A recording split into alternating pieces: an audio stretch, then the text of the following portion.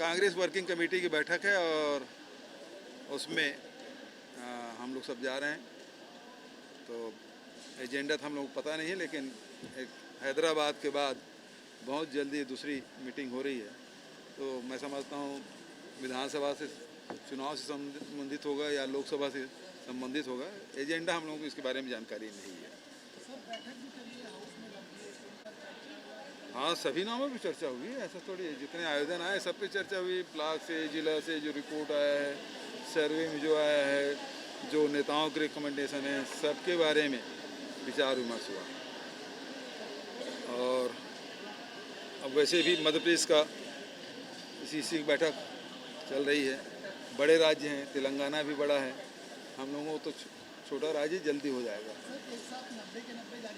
ऐसे अभी एक स्क्रीन पीसी की हमारी बैठक हुई, पीसी की लगातार बैठकें हो रही है। उसके बाद स्क्रीनिंग की एक बैठक हो चुकी है, दो बैठकें हुई, एक बार और आए थे, दूसरा राजीव भवन में हुआ था। तो स्क्रीनिंग के बाद फिर सीईसी में वो फाइनल होगा। दूसरी बात यह है कि अभी पूरे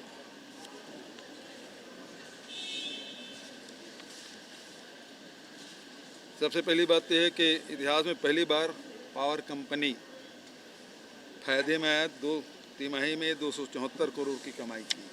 तो इसके लिए विद्युत मंत्री जी बैठे हैं, खड़े हैं आपके साथ, उनको और पूरी टीम को बधाई और शुभकामना। दूसरे महत्वपूर्ण खबर यही है कि मणिपुर के बाद, मणिपुर तो लगातार जल ही रहा है, हम मेघालय और असम में भी, नागालैंड में भी अब कर्फ्यू, रात्रिकालीन कर्फ्यू लगाया गया है। मतलब ये जो घटनाएं हैं वो बढ़ते जा रहा है। जो 7 सिस्टर हम लोग कहते हैं नॉर्थ ईस्ट का, अब उसमें से 4 प्रदेश इससे प्रभावित हो गए हैं। तीसरी बात, अभी भारतीय जनता पार्टी के लोग लगातार पीएससी के मामले में बात कर रहे हैं। अभी तक कोई आरोप नहीं लगाए हैं, न कोई शिकायत की है। आरोप लगा रहे हैं कि सरकार में बैठे हुए लोगों के रिश्तेदार और अधिकारियों के। मैं दावे के साथ कर रहा हूँ, एक भी मंत्री, एक भी विधायक किसी का रिश्तेदार नहीं है। तो सरकार के इसमें कोई भूमिका नहीं है। दूसरी बात, अधिकारियों के बारे में तो कोर्ट में जवाब वो लोग दे रहे हैं। तीसरी बात, भारतीय जनता पार्टी के शासनकाल में कोई भी पीएससी के एग्ज़ाम जितने भी हुए सारे के सारे विवादित रहे। हाई कोर्ट में उसके खिलाफ फैसले आए, लेकिन उसमें कार्रवाई नहीं की रमन सिंह ने, सुप्रीम कोर्ट में अपील कर दी। इसका मतलब यह है गड़बड़ी थी, और गड़बड़ी है तो उस आधार पे कार्रवाई करना था। आज रमन सिंह आज किस आधार पे बयान कर रहे हैं? उसके कौन से ऐसे पीएससी के एग्ज़ाम है जो विवादित ना रहा हो, ये बताएं। और हम लोग सरकार में आए, लगातार पीएससी व्यापम के सारे एग्ज़ाम हो रहे हैं। अभी अब किसी ने लगा दिया आरोप के रिश्तेदार हैं, तो रिश्तेदार हैं, शिकायत करिए, हम जांच कराएंगे। एक शिकायत कर नहीं रहे हैं, इनको केवल राजनीति करना है।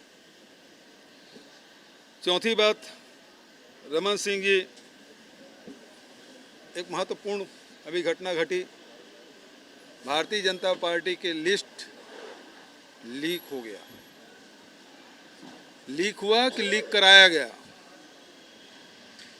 महत्वपूर्ण बात यह है, यदि लीक हुआ है, लीक नहीं कराए होते तो अभी तक के जो मीडिया हाउस इसको दिखाए हैं, उनके घरों में ईडी आईटी पहुंच चुकी होती। वो लीक कराया गया है ताकि लोगों को ये जिस नाम दे दो, उसके बाद विरोध करा लो, उसके बाद बोलो भाई अब तुम्हारा तो विरोध हो रहा है, तुम्हारा टिकट काट रहे हैं। ये षड्यंत्र भारतीय जनता पार्टी के द्वारा किया गया। लगातार धान के मामले में ये लोग बात करते हैं। तो सबसे पहली बात यह है कि 300 रुपये बोनस क्यों नहीं दिया? 2014 से लेके 15, 16, 17